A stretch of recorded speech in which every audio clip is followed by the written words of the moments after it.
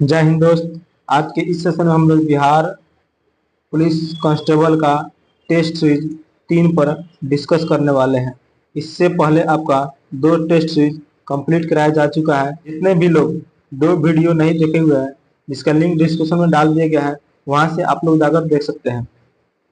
Test series का full PDF Telegram माध्यम से आप लोग को मिल जाएगा, जिसका लिंक डिस्क्रिप्शन में भी दे दिया गया है। तो चलिए हम लोग शुरुआत करते हैं प्रश्न की ओर। प्रथम प्रश्न पूछा जा रहा है आपसे, धातु के तार का प्रतिरोध होता है। जो धातु का तार होता है उसका प्रतिरोध होता है इसकी लंबाई के समानुपाती और अनुप्रस्थ काट के क्षेत्रफल के व्युत्क्रमानुपाती होती है। ऑप्शन नंबर सी इसका करेक्ट आंसर हो जाएगा। इससे इम्पोर्टेंट महत्वपूर्ण प्रश्न ये भी है, आप लोग भी पेन और कॉपी एक जरूर लेकर बैठिएगा। जो भी इम्पोर्टेंट प्रश्न है उसको आप लोग नोट कर लीजिएगा, ठीक है। अगर तार का मोटाई बढ़ने पर चालक का प्रतिरोध घटता है। अगर तार का मोटाई होता है तो इसमें चालक का प्रतिरोध क्या होता है, घटता है, ठीक है। किसी चालक का प्रतिरोध उनके पदार्थ की प्रकृति पर निर्भर करता है और सबसे कम जो पूछा है ना, सबसे कम विशिष्ट प्रतिरोध चांदी में होता है। ये भी आप लोग ध्यान में रख सकते हैं। अगला प्रश्न वो बढ़ते हैं। अगला प्रश्न है आपका, किसी पदार्थ की मात्रा मौलिक इकाई क्या है। किसी पदार्थ की मात्रा मौलिक इकाई क्या है। Option number A mole. Option number A इसका राइट होगा मोल। पर मौलिक इकाई एसआई यूनिट मतलब लंबाई का एसआई मतलब मीटर होता है और तापमान का ऐसा मतलब केल्विन होता है और कैंडेला का ऐसा मतलब ज्योति तीव्र होता है। ये भी आप लोग ध्यान में रख सकते हैं। अगला प्रश्न आपका 3 नंबर प्रश्न पूछा जा रहा है, वायर वाउंड वेरिएबल रेसिडेंस को किस नाम से जाना जाता है। वायर वाउंड वेरिएबल रेसिडेंस को किस नाम से जाना जाता है। रिहोस्टेड। ऑप्शन नंबर बी इसका रिहोस्टेड के नाम से जाना जाता है। अगला प्रश्न है आपका 4 नंबर प्रश्न है, धातु में एक मुक्त इलेक्ट्रॉन के पथ का आकार होता है। धातु में एक मुक्त इलेक्ट्रॉन पथ का आकार होता है टेढ़ा मेढ़ा। ऑप्शन नंबर ए इसका राइट आंसर टेढ़ा मेढ़ा होता है। इलेक्ट्रॉन को खोज किसने किया था। इलेक्ट्रॉन को खोज जे थॉमसन और न्यूट्रॉन की खोज जेम्स चैडविक और प्रोटॉन की खोज गोल्डस्टीन ने किया था और प्रोटॉन का नामकरण रदरफोर्ड ने किया था। ये भी सब आपका इंपॉर्टेंट प्रश्न है, इसको भी ध्यान में रख सकते हैं। अगला प्रश्न आपका 5 नंबर प्रश्न है, किसी वस्तु द्वारा एक दोलन को पूरा करने के लिए समय को डैश कहते हैं। किसी वस्तु द्वारा एक दोलन को पूरा करने के लिए समय को क्या कहते हैं। ऑप्शन नंबर बी आवर्त काल। ऑप्शन नंबर बी इसको आवर्त काल कहते हैं, ठीक है। आवृत्ति किसे कहते हैं। आवृत्ति किसे कहते हैं, कंपन करने वाली वस्तु को 1 सेकंड में जितना समय लगता है उस वस्तु को आवृत्ति कहते हैं। आवृत्ति का एसआई मात्रक हर्ट्ज होता है। इसको भी आप लोग नोट कर सकते हैं। चलिए अगला प्रश्न बढ़ते हैं। अगला प्रश्न है आपका, दिनकर जी कवि के साथ थे। दिनकर जी कवि के साथ थे। ऑप्शन नंबर सी इसका करेक्ट होगा गद क्या थे, गदकार थे। दिनकर जी कवि के साथ क्या थे, गदकार थे, ठीक है। अगला प्रश्न है 10 नंबर प्रश्न है, कवि के अनुसार जनतंत्र के देवता कौन है। कवि के अनुसार जनतंत्र के देवता कौन है। ऑप्शन नंबर सी किसान मजदूर जो है कवि के अनुसार जनतंत्र का देवता है। अगला प्रश्न आपका 11 नंबर प्रश्न है, CH3 CH2O CH2 CH2Cl में उपस्थित विषम परमाणु है। विषम परमाणु है। ऑप्शन नंबर डी 1 एवं 4। ऑप्शन नंबर डी इसका कोड होगा ऑक्सीजन एवं क्लोरीन एक विषम परमाणु है। अगला प्रश्न है आपका, लिथियम सोडियम और पोटेशियम में क्या समानता है। लिथियम सोडियम और पोटेशियम में क्या समानता है। यह अक्रिय तत्व है, यह क्षारीय मृदा तत्व है, यह ऑक्साइड नहीं बनाते। इनके बाह्यतम कोश में एक इलेक्ट्रॉन होता है। ऑप्शन नंबर डी इसका करेक्ट है, इनके बाह्यतम कोश में एक इलेक्ट्रॉन होता है, ठीक है। सोडियम की परमाणु संख्या 3 और सॉरी लिथियम का परमाणु संख्या 3, सोडियम का परमाणु संख्या 11 और पोटेशियम का परमाणु संख्या 19 होता है। ये भी आप लोग ध्यान में रख सकते हैं। अगला प्रश्न बात करते हैं। अगला प्रश्न आपका 13 नंबर प्रश्न है, रासायनिक अभिक्रिया की सक्रिय ऊर्जा को निर्धारित किया जा सकता है। रासायनिक अभिक्रिया की संक्रियन ऊर्जा को निर्धारित किया जा सकता है। ऑप्शन नंबर बी 2 तापों पर वेग नियतांकों का निर्धारण। ऑप्शन नंबर बी इसका करेक्ट आंसर हो जाएगा। अगला प्रश्न आपका 14 नंबर प्रश्न है, एम सेल में अधिकतम कितने इलेक्ट्रॉनों को समायोजित किया जा सकता है। एम सेल में अधिकतम कितने इलेक्ट्रॉनों को समायोजित किया जा सकता है। Option number B 18। Option number B इसका 18 तत्वों को समायोजित किया जाए। ठीक है, जो बेरी बेरी के सिद्धांत है ना, बेरी बेरी के अनुसार किसी कक्षा में इलेक्ट्रॉनों का अधिकतम संख्या 2n² होते हैं। जैसे जो एन, जहां यहाँ एन किसका होता है, एन जो कक्षा की संख्या होता है। मान लीजिए एन बराबर हमारा 3 हो गया। ठीक है, तो 2n² होता है। 2n² होता है तो 2n², तो 2 के एन के जगह पर 3 लिख लीजिए, एन के जगह हम कितना लिख लिए, 3 लिख लिए। इसके बाद तो 3 के स्क्वायर कितना हुआ, 9 और 2 18। तो यही पूछ रहा है किसी एम कक्षा में अधिकतम के, जैसे के होता है, एल होता है, एम तीसरा कक्षा है, इसलिए तीसरा कक्ष 2n² पर लिखाने के तो हम लोग अधिकतम संख्या 18। ऑप्शन नंबर बी इसका करेक्ट आंसर हो जाएगा। अगला प्रश्न का, एक विकर पदार्थ में एक का विलयन रखा है, इसमें एक की थोड़ी सी मात्रा मिलाने से पदार्थ अक्षेपित हो जाता है, यह विलयन कहलाती है। यह विलयन क्या कहलाती है, अति संदृढ़ विलयन कहलाती है। ऑप्शन नंबर बी इसका राइट आंसर हो जाएगा। अगला प्रश्न का, तांबे और जस्ता के साथ कांस्य बनाने के लिए डैश तत्व जोड़ा जाता है। तांबे और जस्ता के साथ कांस्य बनाने के लिए डैश तत्व जोड़ा जाता है, एसएन। ऑप्शन नंबर बी इसका राइट हो, एसएन को जोड़ा जाता है। ठीक है, जो गन मंडल होता है, तांबा जिंक और टीन का मिश्रण होता है। ठीक है, जो स्टेनलेस स्टील जिसको हम लोग आयरन बोलते हैं, क्रोमियम, निकेल और कार्बन का मिश्र धातु होता है। ये भी आप लोग ध्यान में रख सकते हैं। अगला प्रश्न बात करें, अगला प्रश्न आपका, निम्नलिखित में से किस में परमाणुओं की संख्या अधिकतम होती है। निम्नलिखित में से किस में परमाणुओं की संख्या अधिकतम होती है, CH4 के 18 ग्राम। ऑप्शन नंबर डी इसका करेक्ट आंसर होगा। अगला प्रश्न आपका 18 नंबर प्रश्न है, एक तत्व की परमाणु संख्या 13 है, जो इस तत्व में कितने सेल होते हैं। एक तत्व की परमाणु संख्या 13 है, तो इस तत्व में कितने सेल होते हैं। ऑप्शन नंबर ए 3 सेल होते हैं। ऑप्शन नंबर ए इसका करेक्ट आंसर होगा। परमाणु संख्या 13, यह इलेक्ट्रॉनिक विन्यास एल्यूमिनियम, जो परमाणु संख्या 13 है किसका है, यह एल्यूमिनियम का है। एल्यूमिनियम का जो परमाणु परमाणु द्रव्यमान होता है वो 26.97 होता है। ये भी आप लोग ध्यान में रख सकते हैं। अगला प्रश्न है आपका, गैस के भौतिक अधिवेशन की मात्रा बढ़ती है। गैस के भौतिक अधिवेशन की मात्रा बढ़ती है ताप के घटने पर। ऑप्शन नंबर बी इसका राइट होगा, ताप के घटने पर होता है। अगला प्रश्न है आपका 20 नंबर प्रश्न है, चेचक चिकन पॉक्स किस वायरस के कारण होता है। चेचक चिकन पॉक्स किस वायरस के कारण होता है। Option number B varicella. Option number B इसका करेक्ट है, वेरिसेला के कारण होता है। अगला प्रश्न है आपका 21 नंबर प्रश्न है, निम्न में से कौन सी जीवाणु सामान्यतः मानव की आंतों में रहते हैं। Option number B Escherichia coli. Option number B इसका करेक्ट आंसर हो जाएगा। कोरिना बैक्टीरियम, कोरिना बैक्टीरियम के कारण डिप्थीरिया रोग होता है। ठीक है, और विबियो कोलोरी के कारण हैजा रोग होता है, जिसे इंग्लिश में कोलोरा कहा जाता है। ठीक है, जीवाणु द्वारा होने वाला रोग का हम एक सूत्र लिख दे रहे हैं, डीप सिटी का कुटनी है। क्या है, डीप सिटी का कुटनी है। यह एक ट्रिक है जो जीवाणु के द्वारा, जिसे इंग्लिश में बैक्टीरिया कहा जाता है, उसका एक सूत्र है। डी से डिप्थीरिया, न से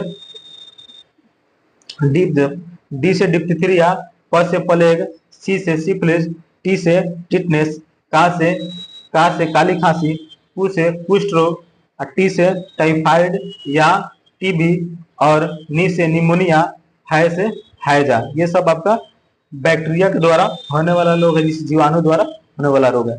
अगले प्रश्न की बात करते हैं। अगला प्रश्न है आपका, निम्नलिखित रोगों में से कौन रोग टाइगर मच्छर द्वारा संचारित नहीं होता है।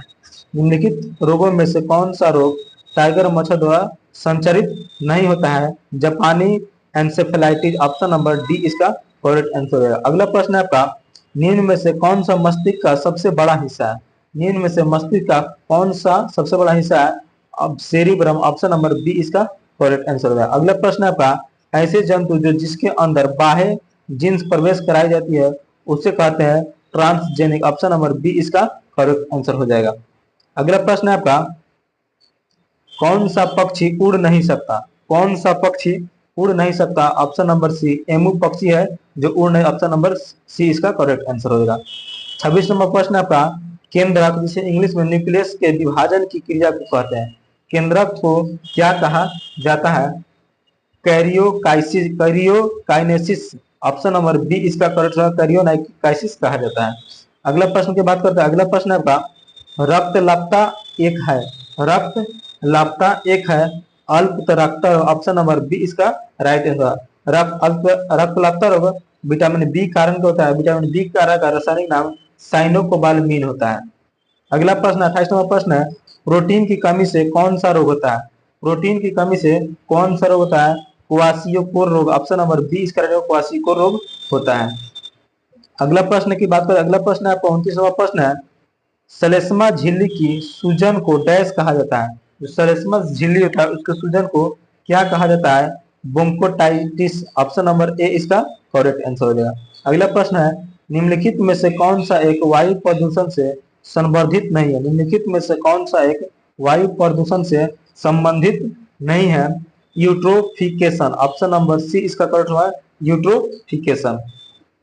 अगला प्रश्न है 31 नंबर प्रश्न है, निम्नलिखित में से कौन सी मृदा संरक्षण की एक विधि है? निम्नलिखित में से कौन सी मृदा संरक्षण की एक विधि है? छाद, ऑप्शन नंबर बी इसका करेक्ट हुआ छाद। प्रश्न 36 नंबर प्रश्न है, चंपानेर पावागढ़ पुरातात्विक उद्यान किस राज्य में स्थित है? गुजरात, ऑप्शन नंबर डी इसका करेक्ट हुआ गुजरात में स्थित है। गुजरात की राजधानी क्या है? गांधीनगर। और गुजरात के चीफ मिनिस्टर कौन है? भूपेंद्र भाई पटेल है। ये भी आप लोग ध्यान में रख सकते हैं, ठीक है। उत्तर प्रदेश की राजधानी क्या है? उत्तर प्रदेश की राजधानी लखनऊ।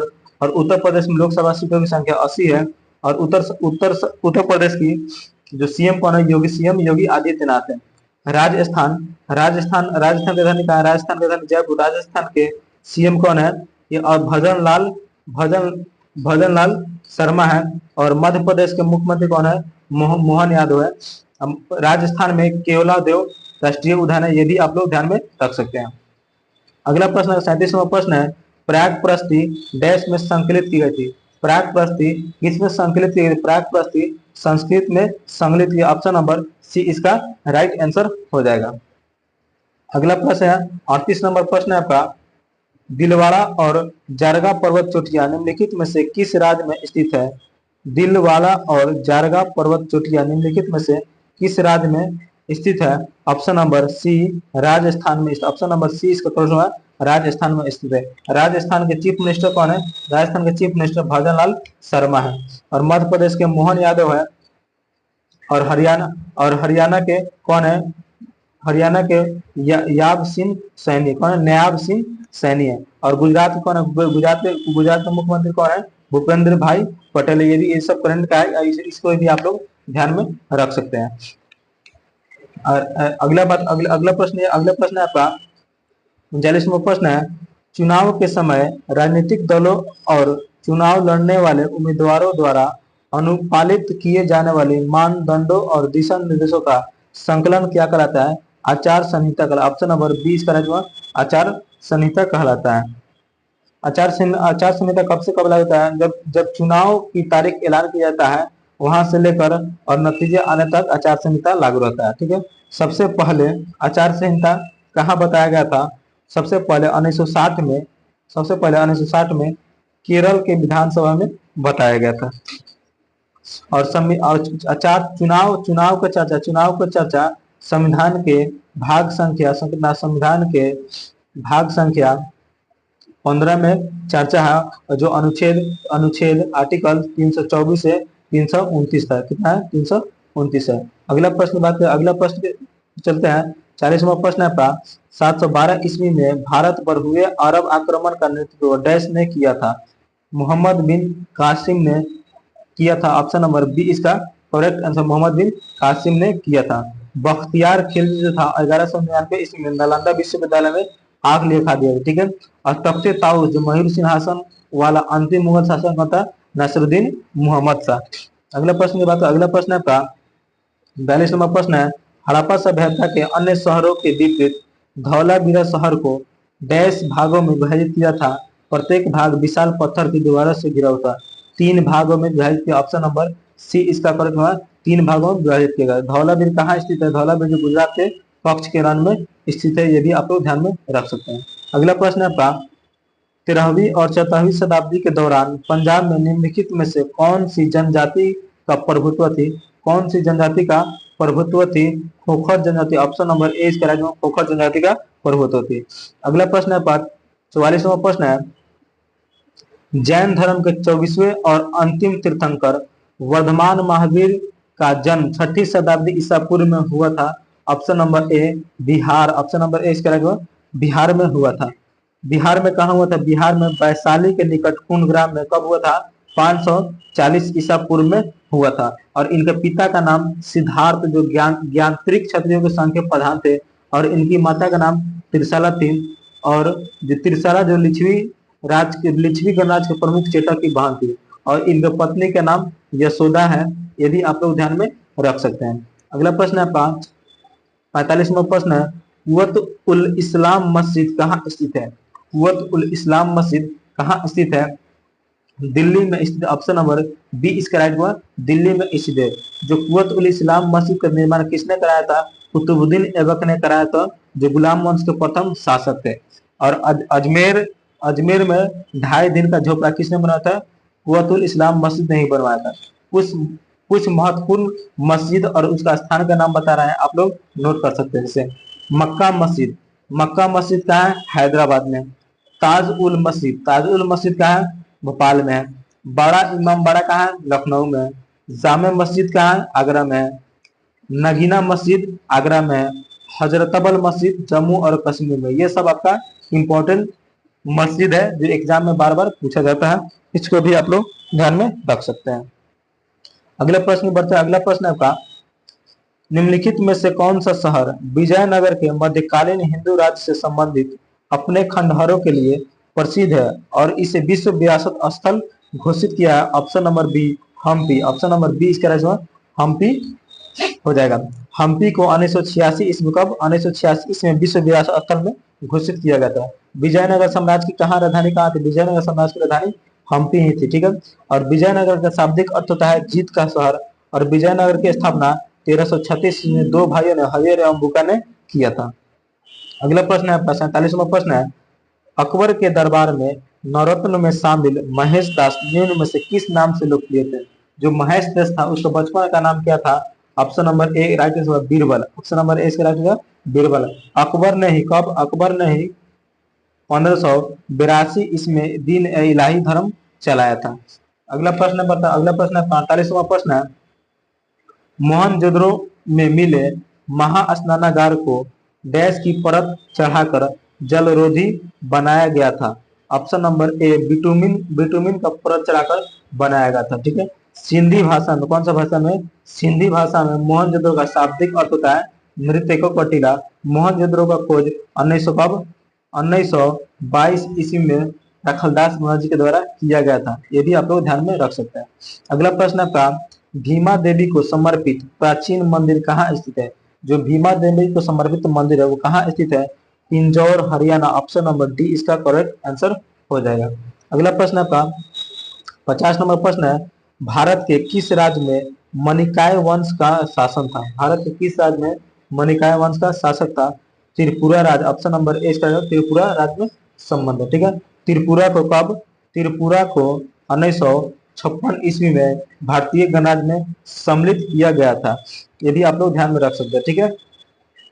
और 1 जुलाई कब? 1 जुलाई 1963 ईस्वी को त्रिपुरा को एक केंद्र शासित प्रदेश बनाया गया था। और 21 जनवरी कब?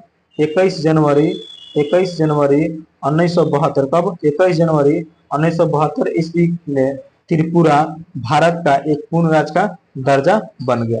चलिए अगला प्रश्न है आपका 51 नंबर प्रश्न है, पहला भारतीय वाणिज्य बैंक जिसका पूर्ण स्वामित्व और प्रबंध भारतीय के हाथों में था डैश में स्थापित किया गया था? 1911। ऑप्शन नंबर डी इसका जो 1911 इसमें किया गया था।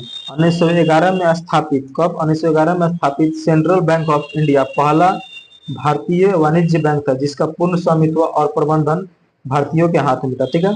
सेंट्रल बैंक ऑफ इंडिया का स्थापना किसने किया था? सेंट्रल बैंक ऑफ इंडिया का स्थापना पारसी बैंकर, कौन सा?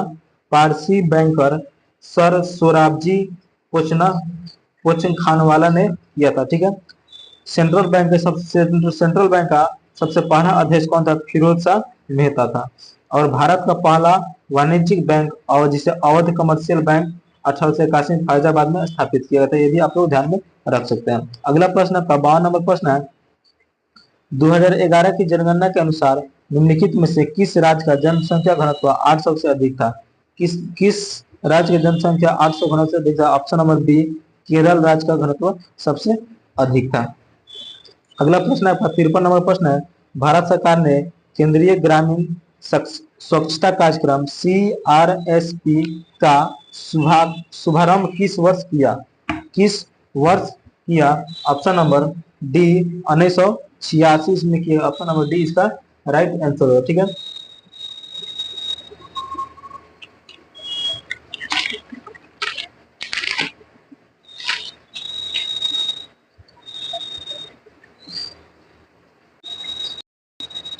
अगला प्रश्न है आपका, भारत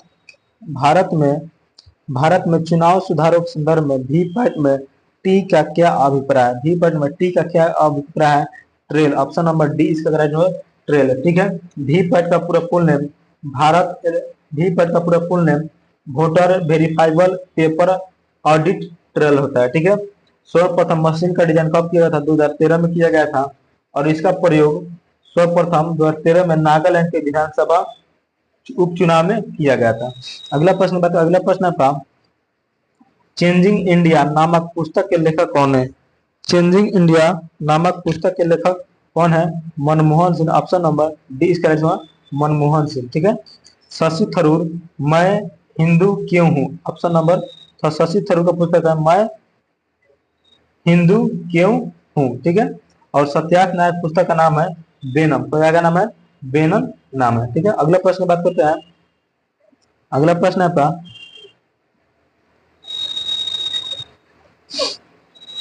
माइकल फेल्प्स किस खेल से संबंधित है? माइकल फेल्प्स किस खेल से संबंधित है? अब तैराकी से। ऑप्शन नंबर ए इसका तैराकी से संबंधित है। माइकल फेल्प्स को गोल्डन शार्क के नाम से भी लोग जानते हैं। अगला प्रश्न आपका 62 नंबर प्रश्न है, भारतीय क्षेत्र के ब्रिटिश राजस्व रिकॉर्ड में महल एक राजस्व भू संपत्ति है जो डैश हो सकती है? जो डैश हो सकती है, एक गांव या गांवों का समूह। ऑप्शन नंबर ए इसका करेक्ट आंसर हो जाएगा। अगला प्रश्न है आपका 63 नंबर प्रश्न है, राज्य के मुख्य सूचना आयुक्त को हटाने की शक्ति निम्नलिखित में से किसके पास है? जो राज्य के मुख्य सूचना आयुक्त होते हैं उसको हटाने की शक्ति निम्नलिखित में से किसके पास है? राज्य के राज्यपाल। ऑप्शन नंबर बी इसका करेक्ट आंसर हो जाएगा। अगला प्रश्न है आपका 26 नवंबर 1949 को गृहीत मूल भारतीय संविधान की प्रस्तावना में निम्नलिखित में से किस शब्द का उल्लेख नहीं है? किस शब्द का उल्लेख नहीं है? ऑप्शन नंबर डी धर्मनिरपेक्ष शब्द का उल्लेख नहीं है। ठीक है। 42वां संविधान से कहता है 42वां संविधान संशोधन 1976 के द्वारा संविधान में 3 शब्द जोड़ा गया था। कौन कौन? एक होता है समाजवादी। कौन सा होता है? समाजवादी। दूसरी का होता है धर्म निरपेक्ष। कौन सा होता है? धर्म निरपेक्ष। और तीसरी का होता है अखंडता शब्द जो 42वां संविधान 1976 में जोड़ा गया। ठीक है। भारतीय संविधान की प्रस्तावना भारतीय संविधान में जो प्रस्तावना है वो कहाँ से लिया गया है? अमेरिका के संविधान से लिया गया। ठीक है। और संविधान जो प्रस्तावना है संविधान सभा किसने पेश किया था? तो पंडित जवाहरलाल नेहरू पेश किया था। कब पेश किया था? 13 दिसंबर 1946 ईस्वी को पेश किया गया था। ठीक है। और अभी तक प्रस्तावना में एक ही बार संशोधन हुआ है जो 42वां संविधान सभा 1976 में किया गया था। अगला प्रश्न बात करें। अगला प्रश्न है का निम्नलिखित में से किस विषय में संसद को भारतीय संविधान के अनुसार कानून बनाने की व्यापक शक्ति प्राप्त है? ऑप्शन नंबर सी बैंकिंग के क्षेत्र में वह कानून बना। ऑप्शन नंबर सी इसका राइट आंसर हो जाएगा। अगला प्रश्न है 66 नंबर प्रश्न है, निम्नलिखित में से राष्ट्रीय कृमि रहित पहल नेशनल रिपब्लिक इंसिविटी के अभिप्रेत लाभार्थी कौन है? ऑप्शन नंबर बी 1 से 19 वर्ष के बीच। ऑप्शन नंबर बी इसका राइट आंसर हो जाएगा। राष्ट्रीय कृमि रहित पहल वह प्रत्येक साल 10 फरवरी को मनाया जाता है। अगला प्रश्न है 67 नंबर प्रश्न है, डैश के मामले में निर्णय के अनुसार संविधान की व्याख्या, संविधान की व्याख्या के क्षेत्र में उच्चतम न्यायालय स्वयं को अपने स्वयं के देशी निर्णयों द्वारा पूरी तरह से बाध्य नहीं मानता है। बंगाल बंगाल इम्यूनिटी कंपनी बनाम, ऑप्शन नंबर डी इसका राइट आंसर हो जाएगा। अगला प्रश्न है 68 नंबर प्रश्न है, इनमें से कौन सा देश सार्क का सदस्य नहीं है? इनमें से कौन सा देश सार्क का सदस्य नहीं है? ईरान, ऑप्शन नंबर ए इसका राइट हुआ। ईरान जो है सार्क का देश नहीं है। सार्क का फुल फॉर्म क्या होता है? सार्क का फुल फॉर्म क्या होता है? South Asian association for regional corporation होता है, जिसे हिंदी में दक्षिण एशियाई क्षेत्रीय सहयोग संगठन कहते हैं। इसका मुख्यालय कहाँ है? इसका मुख्यालय काठमांडू में है और इसकी स्थापना 8 दिसंबर कब? 8 दिसंबर 1985 ईस्वी में की गई थी। ठीक है, सार्क का जो प्रथम शिखर सम्मेलन हुआ था वो कब हुआ था? 1985 में ढाका में हुआ था। ये सब आपका इंपॉर्टेंट फैक्टर, इसको भी आप लोग नोट कर सकते हैं। ठीक है, जो आसियान, देखिए इसमें एक और प्रश्न पूछता है, आसियान क्या होता है? आसियान की स्थापना 8 अगस्त कब? 8 अगस्त 1967 ईस्वी में की गई थी। इसको भी आप लोग ध्यान में रख सकते हैं। अगला प्रश्न है आपका, तसोंगमो झील किस भारतीय राज्य में स्थित है? किस भारतीय राज्य में स्थित है?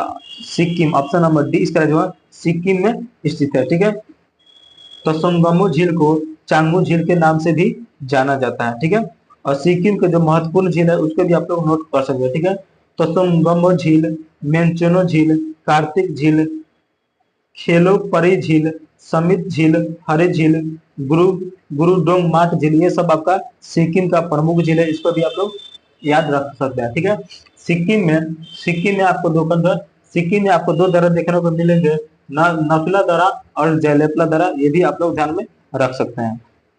अगले प्रश्न की बात करते हैं। अगला प्रश्न है 70 नंबर प्रश्न है, इंपीरियल बैंक ऑफ इंडिया के राज्य के स्वामित्व में पारित होने के बाद भारतीय स्टेट बैंक की स्थापना किस वर्ष की गई थी? भारतीय स्टेट बैंक की स्थापना किस वर्ष की गई थी?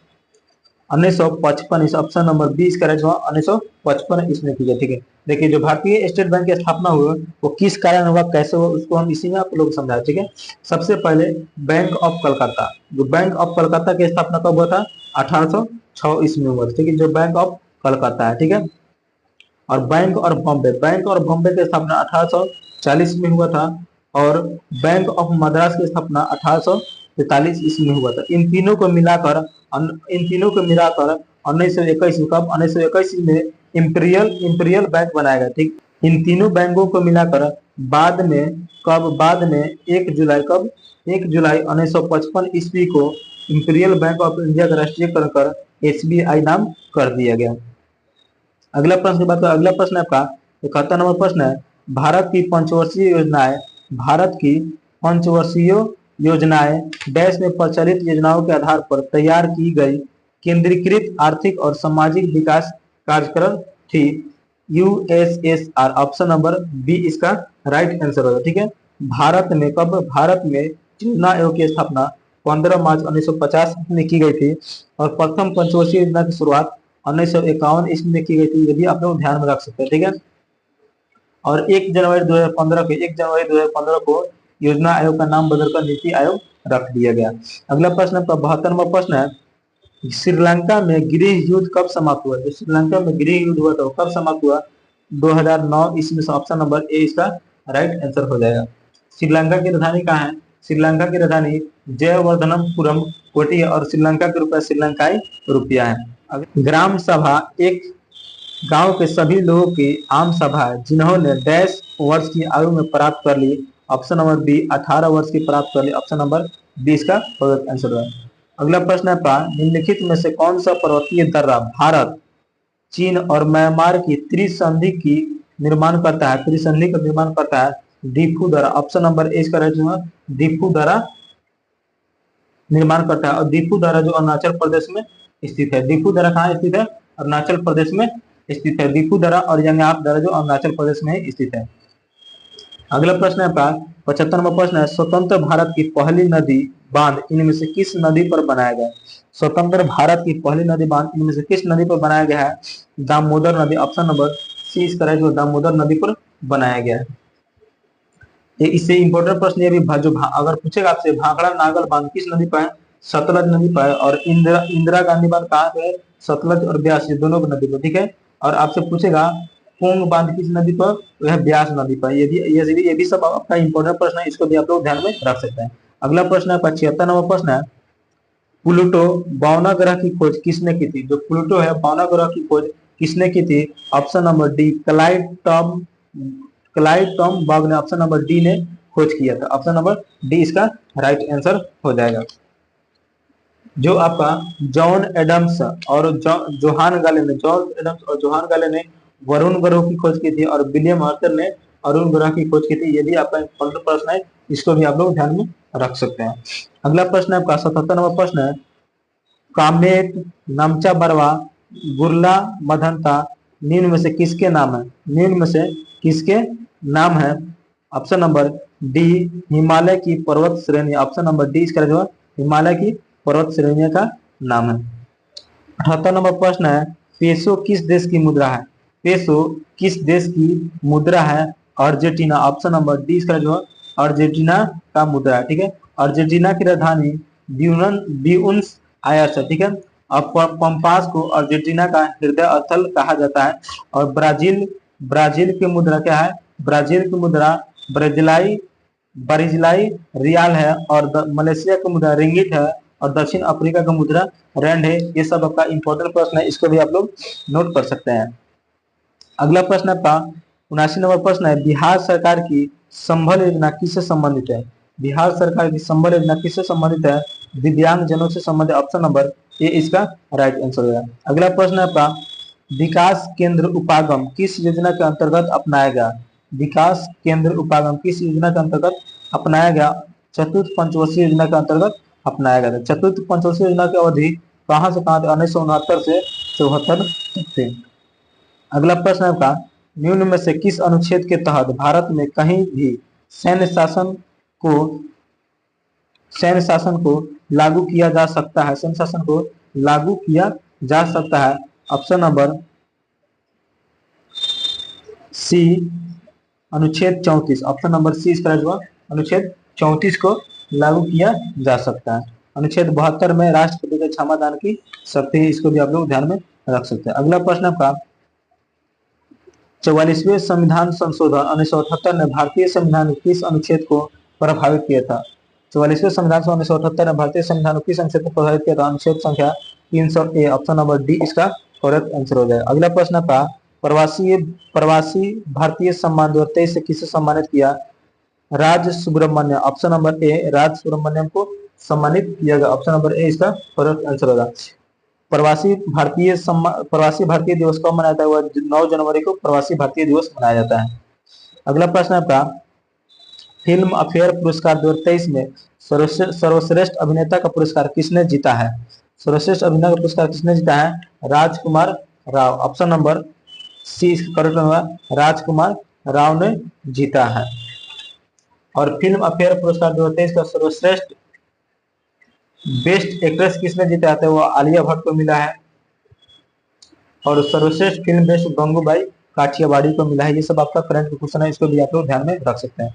अगला प्रश्न आपका, 16वां IPL संस्करण का किताब किस टीम ने जीता? 16वां IPL संस्करण का वो किताब किस टीम ने जीता? यह चेन्नई सुपर किंग ने जीता था। किसे हरा कर जीता था? तो गुजरात को हरा कर जीता था। और अभी जो 17वां IPL हुआ है वो किस टीम ने जीता है? तो वह कोलकाता नाइट राइडर्स जीता है। और किसको हरा कर जीता है? तो हैदराबाद को हरा कर जीता है। अगला प्रश्न आपका 86 नंबर प्रश्न है।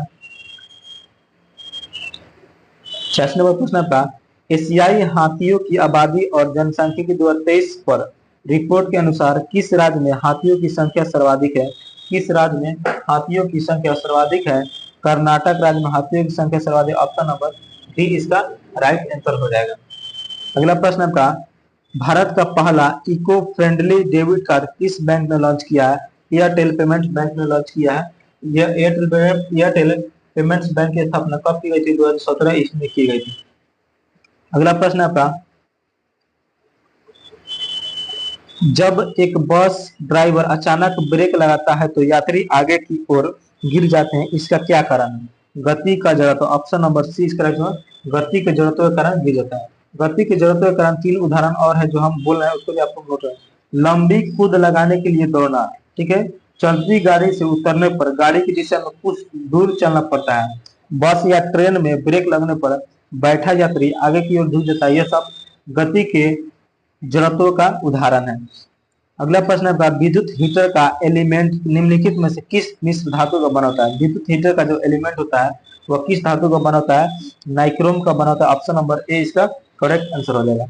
अगला प्रश्न है, ओमिक उपकरणों का वर्तमान वोल्टेज ग्राफ किस रूप में होता है? रैखिक ग्राफ। ऑप्शन नंबर डी इसका जो रैखिक ग्राफ में होता है। अगला क्वेश्चन है, बहुत इंपॉर्टेंट क्वेश्चन है, जो 94 नंबर क्वेश्चन आप लोग देख रहा है। पूछ रहा है, पानी का क्वथनांक बिंदु क्या है? पानी का जो क्वथनांक बिंदु क्या है? Option number D 100 degree Celsius पानी का क्वथनांक होता है और 0 डिग्री सेल्सियस पानी का हिमांक होता है। ये आप लोग ध्यान में रख सकते हैं।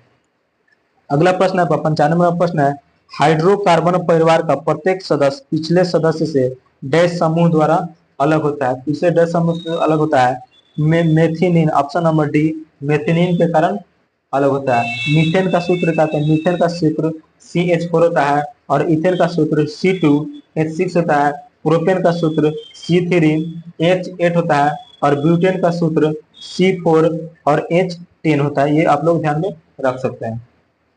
अगला प्रश्न है, 96 नंबर प्रश्न है, तार सप्तम का संपादन किसने किया था? तार सप्तम का संपादन किसने किया था? अज्ञेय। ऑप्शन नंबर डी इसका अज्ञेय ने किया था। अगला प्रश्न आपका, स्वदेशी कविता के लेखक कौन है? स्वदेशी कविता के लेखक कौन है? ऑप्शन नंबर ए प्रेघनन। ऑप्शन नंबर ए इसका जवाब प्रेघनन है। यह अगला प्रश्न आपका 98वां प्रश्न है, रिक्शा एक शब्द है, ठीक है। रिक्शा एक शब्द है, कौन सा शब्द है? तत्सम है, देशज है, विदेशज है, कौन सा शब्द है? रिक्शा एक विदेशज शब्द है। ऑप्शन नंबर डी इसका रिक्शा एक विदेशज शब्द, ठीक है। विदेशज शब्द किसे कहते हैं? ऐसे शब्द जो विदेशों से लाए गए हैं और इन शब्दों का प्रयोग हिंदी भाषा में हिंदी भाषा में बहुयात, कौन सा होता है? बहुतायात के रूप में किया जाता है, वह विदेशज शब्द कहलाता है, ठीक है। अगला प्रश्न आपका, निम्न में से कौन सा शब्द यौगिक नहीं है? निम्न में से कौन सा शब्द यौगिक नहीं है? ये कमल। ऑप्शन नंबर डी इसका कमल जो है यौगिक शब्द नहीं है। अब होता है कि यौगिक शब्द किसे कहते हैं? दो सार्थक शब्दों के मिल से बनने वाले शब्द को यौगिक शब्द कहते हैं। जैसे कहते हैं कुपुत्र, ठीक है। जैसे कहते हैं क्या कहते हैं? कुपुत्र। कुपुत्र में कु जोड़ पुत्र बड़ा होता है कुपुत्र, ये होता है आपका यौगिक शब्द। लास्ट प्रश्न है आपका, मोर शब्द है, मोर कौन सा शब्द है? तत्सम है, तद्भव है, देशज है, विदेशज है। ये विदेशज भी नहीं है और देशज भी नहीं है। तद्भव या तत्सम में से यही दो कुछ होता है। इसका correct answer option number B तद्भव शब्द है। ऑप्शन नंबर बी इसका राइट आंसर हो जाएगा। तो आज की टॉपिक यहीं पे समाप्त होता है। अगर हमारे द्वारा दी गई जानकारी आप लोग को अच्छी लगती हो तो वीडियो को लाइक, शेयर और चैनल को सब्सक्राइब जरूर कीजिएगा। जितने भी लोग टेलीग्राम से नहीं जुड़े हैं, आप इसका लिंक डिस्क्रिप्शन में डाल दिएगा, वहां से आप लोग जुड़ सकते हैं। फिर मिलते हैं नेक्स्ट वीडियो में। तब तक के लिए जय हिंद।